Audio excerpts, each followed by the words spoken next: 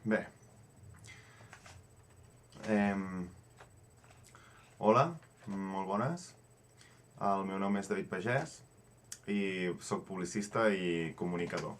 Modèstia a part, perquè fins al dia d'avui encara no he tingut l'oportunitat de treballar en el que realment m'agrada.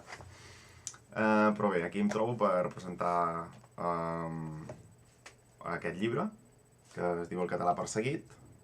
Una idea original d'Ara Llibres, no pas meva, però que em van proposar de fer arrel del documental de Telemadrid de Ciudadanos de Segunda.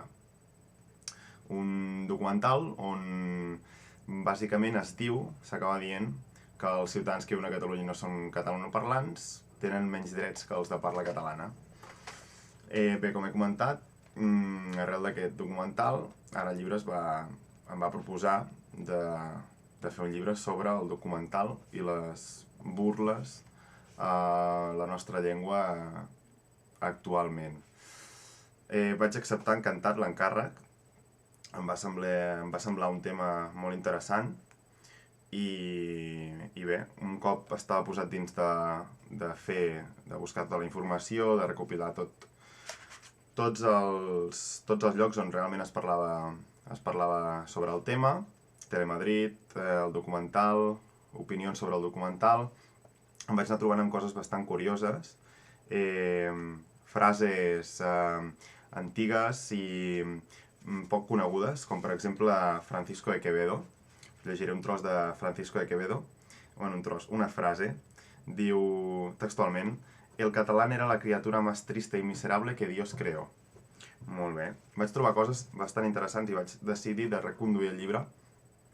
Fer bàsicament també arrel, clar, com que era arrel del documental, el documental surt a la part final, tot explicat,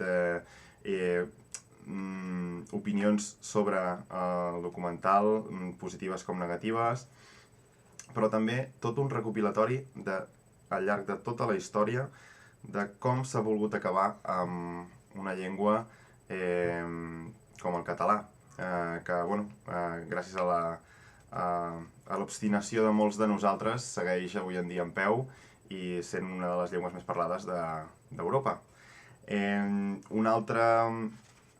Un altre trosset que us voldria llegir, com a exemple del que us dic que han estat l'obstinació de molts espanyols, i no només espanyols, francesos també, per acabar amb la nostra llengua, és un decret d'Ejército y Armada del 1906.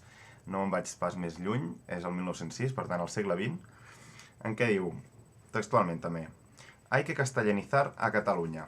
Hay que pensar en español, hablar en español y conducirse como español. Y esto de grado o por fuerza. El soldado y el marinero catalán deben ir a servir a otras regiones de España para frecuentar otro trato y adquirir otros hábitos y costumbres.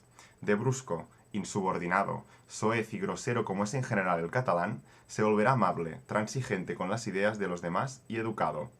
El día 1 de febrero no debe haber un solo soldado en la región catalana, siendo sustituidos por los de las demás provincias españolas, llevando allí la mayor guarnición posible y manteniendo el estado de guerra".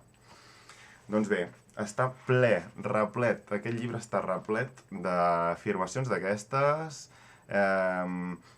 decrets de governs, regnats i dictadures espanyoles que han volgut acabar des que vam perdre el 1714 a la Guerra de Successió amb la nostra llengua.